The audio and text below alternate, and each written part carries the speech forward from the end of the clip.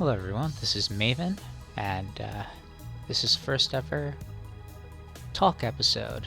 Be doing some Viscera Cleanup Detail. If you don't know what Viscera Cleanup Detail is, it is a game where you are a janitor and your goal is to clean up the after effects of probably some horror survival game.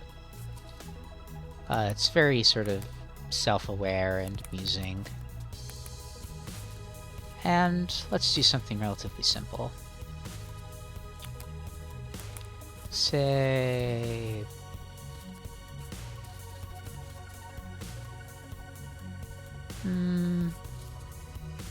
Unrefinery.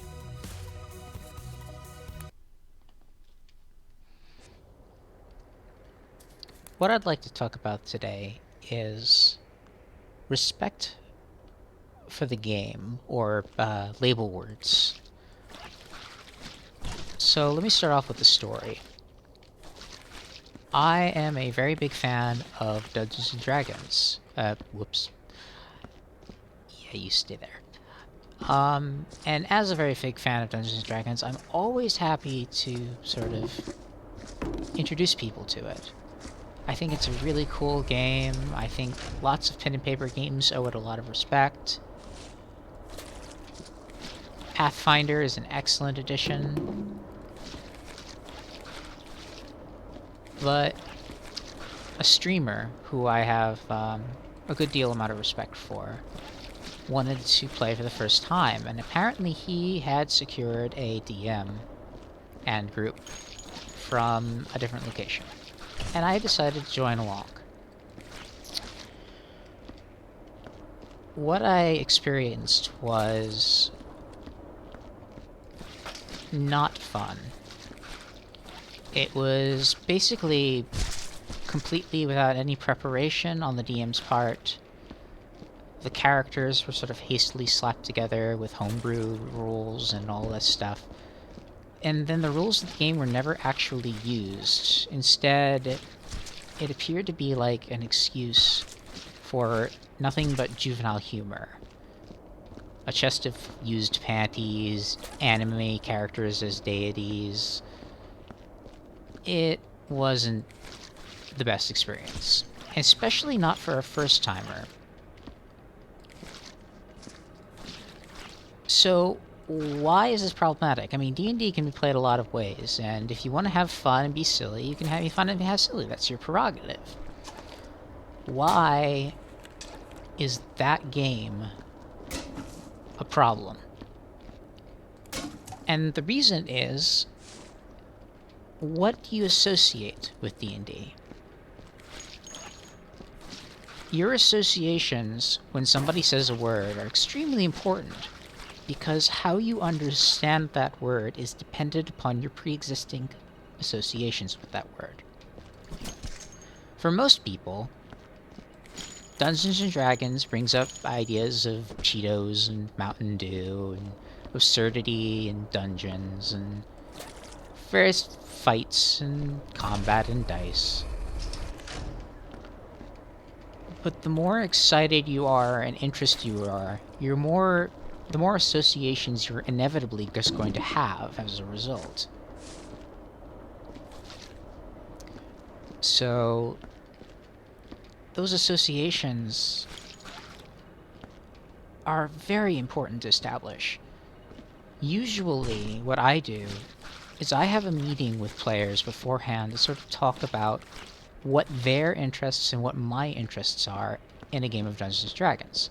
Because, as I said before, you can play that so many different ways. You can make it very silly, comedy-oriented, a gritty drama, extremely serious problems, character-focused, sandbox, railroaded plot, anything. But for a new player to be thrown into a situation like that, not only does it not take into consideration their expectations, it also doesn't take into account the associations and freedom they'll need to have to enjoy other types of games in the future. So, those associations, whether they are correct or what you have or what you don't have, no matter what, those associations are important. And you have to take those into account. So what does respect for the game entail? Well, first off, much like a lot of group activities with lots of possibilities and potential for hurting people, there needs to be some discussion beforehand. There needs to be talk about what you like, what you don't like, what you're willing to try, what sort of ideas you have for the future. And those are all really important discussions to have. And even better is when you have some form of cleanup, of sort of cooldown, when you talk about what just happened and what sort of things worked for you, what sort of things didn't work for you. This doesn't apply to just, bondage subculture. This applies to a wide variety of ideas. And the idea of taking people's pre-existing associations into effect is what I consider to be respect. It's what in anthropology I like to ascribe as being one of the core fundamental aspects of safe space. Now, I'm not saying that a game of Dungeons & Dragons should be a perfectly safe space. I mean, safe space is really hard and takes a lot of maintenance, and sometimes you just want an area where you can be, a little bit reckless. But you need to have the elements there. The elements of respect. You can have comedy, you can have juvenile humor, you can have silly characters with silly names and silly reasonings. But you need to give them the tools they have to enjoy and play games as they hope to in the future. Is respect unfun? Is it just a killjoy? I think a lot of people consider that sort of respect to be sort of a downer. And that's really disappointing to me. Respect and seriousness don't have to come at the expense of fun, excitement, and all sorts of things like that. It can just as easily be a result of, just taking people's considerations into effect. So, with the example of D&D, you need to give them at least some of the rules. If you ignore the rules of D&D when somebody's hoping to learn D&D, you set a bad precedent, and when the next time comes around, they won't know what to do with these associations, these new rules, these new framework and ideas.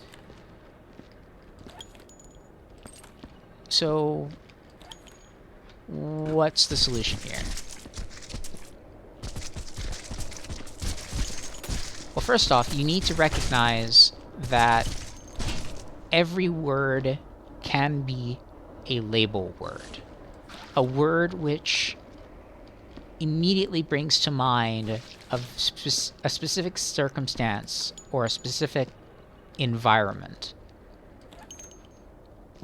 That is necessary. It is required, essentially. Without taking that sort of idea into consideration, what you risk isn't just, hurting people. And, the more insensitive of you out there probably that's no problem. But what it does do is limits the potential for fun in the future. Sure, their first experience might be fun. They might enjoy that. But what if their next experience is something completely different? The associations they build based on that initial experience is extremely important. So, frameworks like Dungeons & Dragons, like GURPS, like any sort of pen and paper RPG, those systems are meant to be used as you see fit. But if somebody comes to you and asks to learn a system, you at least need to give them the basic elements of that system. If you say the word Dungeons and Dragons, you need to have an idea of what Dungeons and Dragons entails. If you don't, well, that just results in confusion. That's the sort of respect I feel a lot of people online neglect a lot of the time, is that association. And that gives rise to a lot of the backlash against the idea of trigger words or trigger warnings. It gets a lot of backlash against ideas of safe space. It gets a lot of backlash against people who do want to put that respect into things. So, in my coming Dungeons & Dragons one-shot I'm preparing for this person, I'm doing things as by the book as possible. Not because I really do that usually, or that I find that particularly fun, the most fun way to play it at least, but because that will give them the framework to enjoy any more complicated or less complicated version they want to play. And that makes all the difference. That sort of consideration can make or break someone's entry into a different community. Anytime you see a community online, and it looks like something's just missing, or something seems wrong, and there's a lot of negative associations with it, questions of deviance, or questions of, inappropriateness, all of these things are signs that somewhere in that community there's a lack of respect.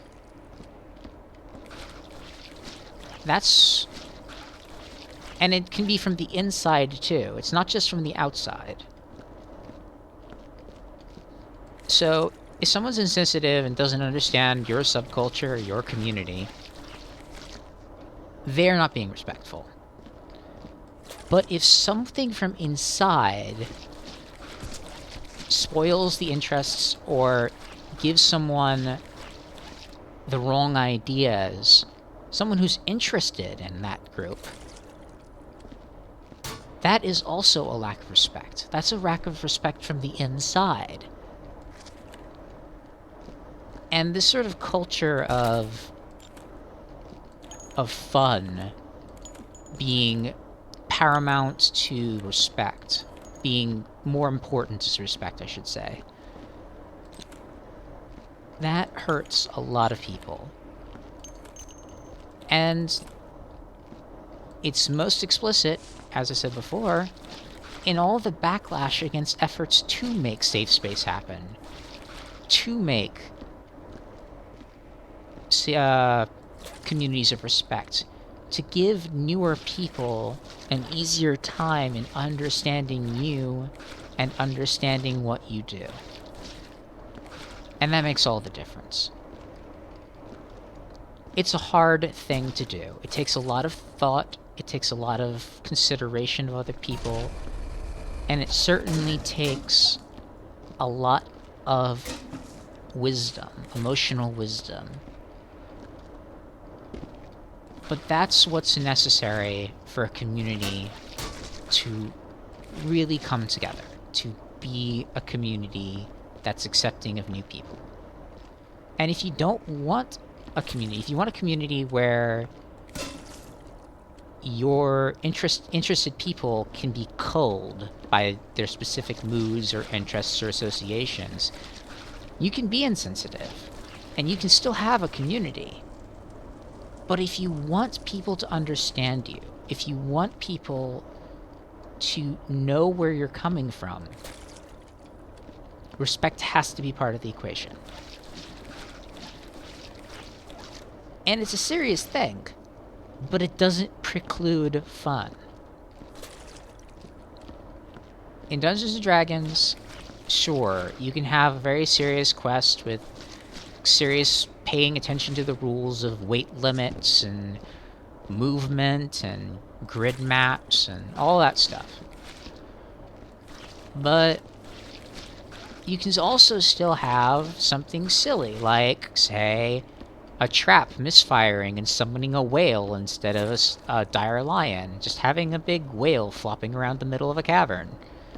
You can have things that just invite players to try weird things. Avenues where players will be rewarded and challenged for finding new pathways. Consideration for a number of different playstyles. And all of that can be so fun. You don't have to be reckless, and you don't have to be insensitive to have fun. And really, that's what I wanted to talk to you about. So, today, I'm going to run that one-shot, and I'm hoping that it will help not only my 5 players to have fun, but for the newer people to know and have the tools they need to be a part of the community in the future. So, thank you all for listening. Obviously, this place is a mess. I was not going to complete this by the time that this video ended. But I may pick this up when I have another thing to talk about. So I hope you guys enjoyed this, and I'll talk to you again. Thanks for watching.